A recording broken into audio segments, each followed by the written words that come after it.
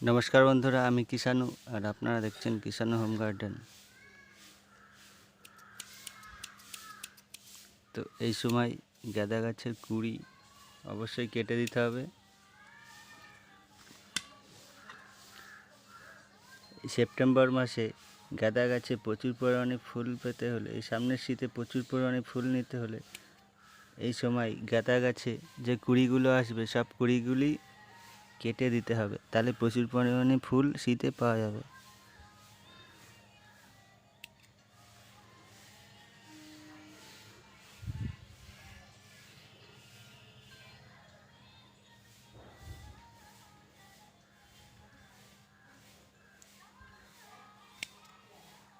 তো বন্ধুরা, সব কুড়িগুলো কেটে ফেলার পরে গাছে ভালো করে নজর দিয়ে দেখবেন গাছের গোড়ার দিকে এরকম শিকড় বেরিয়ে এসছে।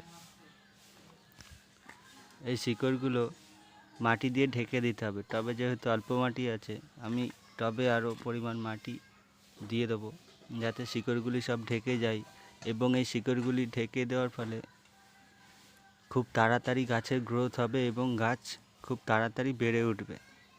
তো এখন এই টবে কি মাটি দেবেন, কি খাবার দেবেন চলুন দেখে নিন।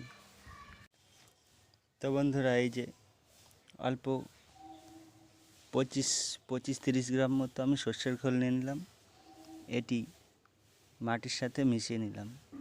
এই মাটিটি দেখছেন ভালো করে চালা মাটি, একদম গুঁড়ি গুঁড়ি, কোনো রকম ইট পাথর নেই এতে, একদম চালা ফ্রেশ মাটি। এরকমভাবে মাটি চেলে নেবেন চালনি দিয়ে, সব থেকে ভালো হবে। এই মাটিতে গাছের শিকড় খুব তাড়াতাড়ি ছড়াতে পারে এবং গাছের গ্রোথও খুব তাড়াতাড়ি হয়ে যায়। সেজন্য অবশ্যই এরকমভাবে মাটি চেলে ইউজ করতে পারেন। তো এর মধ্যে আর একটা উপাদান মেশাবো, সেটি হলো কম্পোস্ট।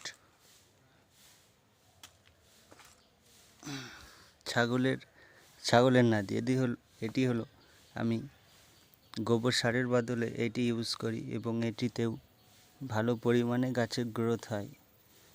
গোবরের মতনই এটাতেও কাজ করে, সেই জন্য আমি এটিকে ইউজ করি।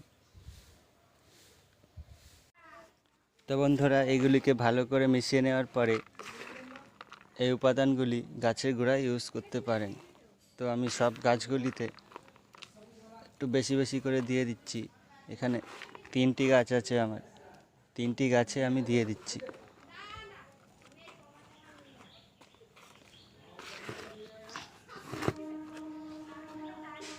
তো এই গাঁদা গাছগুলো এখন বেশি মাটি আমি দেব না, কারণ এই টবে পরে আবার মাটি দিতে হবে, সার মাটি দিতে হবে। সেই জন্য কিছু পরিমাণ দিয়ে দিচ্ছি এবং কিছু পরিমাণ ফাঁকা থাকবে।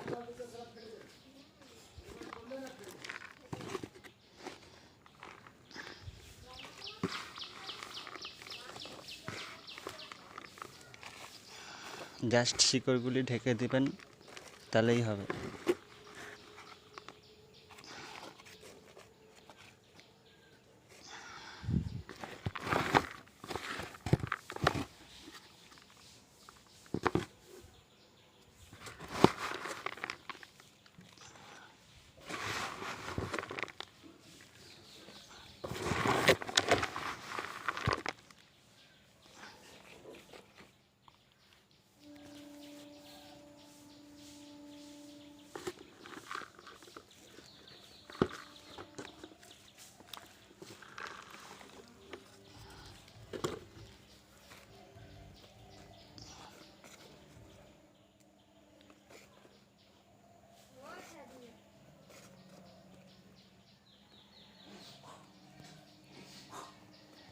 তো বন্ধুরা,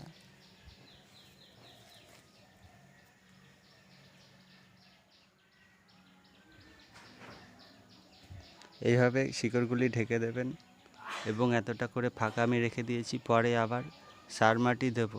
এই গাছগুলো একটু বাড়ুক, তারপরে আবার সার মাটি আমি দিয়ে দেবো।